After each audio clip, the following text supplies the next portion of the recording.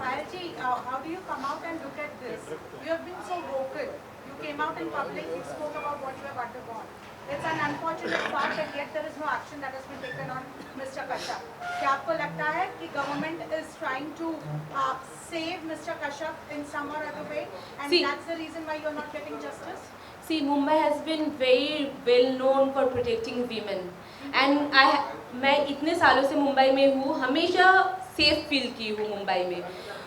Police मुझे cooperate कर रहा है, लेकिन अगर कोई ऊपर से या कोई इन्फ्लुएंशियल लोग उनको दबाव में डालेंगे तो उनके हाथ में कुछ नहीं रहता. लेकिन मेरा personal experience with police is they are cooperating me, they are very nice to me, but कभी कभी उनके हाथ की मतलब उनमें नहीं रहता है चीज़. It goes if he gets like any other an influential people pressurize them, then they can not do anything. आपको एक बार रिप्लाई करना चाहती हूँ, इनको बोलो मैजिस्ट्रेट के पास आपने जो बताया, हमने मांग रखी है कि मेरा स्टेटमेंट रिकॉर्ड किया जाए मैजिस्ट्रेट के सामने.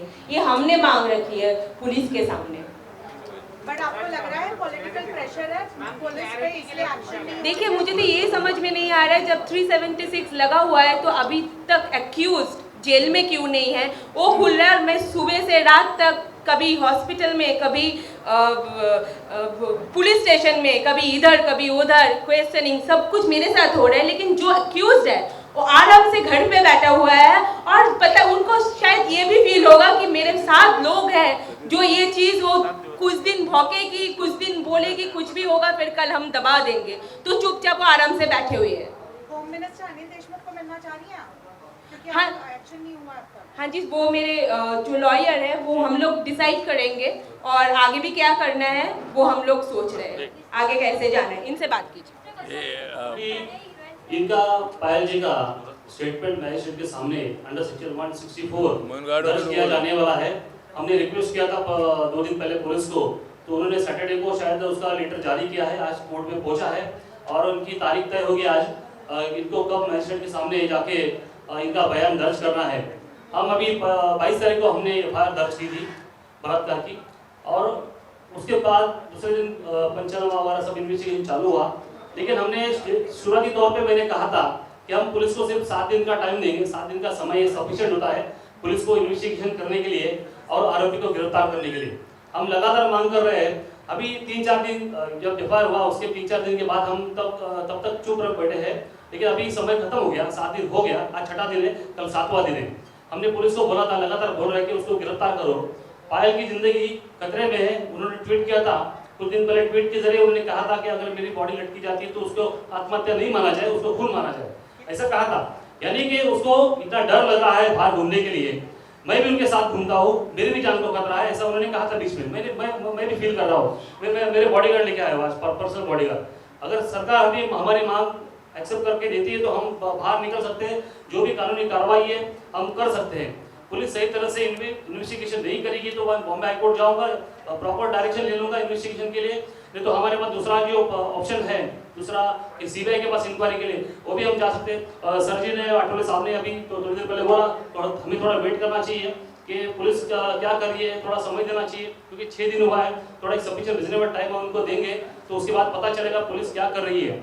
हम ये चाहते हैं कि जल्द से जल्द आरोपी को गिरफ्तार करके जेल में डालना चाहिए. जैसा पायल जी ने थोड़ी देर पहले कहा था कि मैं करे जुटाकर, यानी कि मैं धैर्य जुटाकर अभी सामने आई हूँ, मेरा करियर दाव पे लगा है. शायद इसके बाद उनका करियर का क्या होगा उसे उनको भी पता नहीं. ये सब दाव पे लगा कर वो आगे आई है. उन्होंने एफआईआर दर्ज किया है. एक बड़ी हस्ती है फिल्म इंडस्ट्री की, अनुराग कश्यप बड़े डायरेक्टर है, बड़े निर्माता है, और उन्होंने ये इनके साथ जो कुकर्म किया है उसके बारे में उनकी जो आज हिम्मत हुई है, उनकी जो आवाज़ 5 साल से दबाई गई थी, तो आज आवाज़ बाहर निकली है. तो आज इस आवाज़ को बुलंद होना चाहिए. और उन्होंने आह्वान किया था सारी महिलाओं को कि जो भी सारी महिला है जो मीटू मूवमेंट के बाद जब जा गई थी, जिनके साथ अच्छा अत्याचार हुआ था, तो सामने आ रही थी.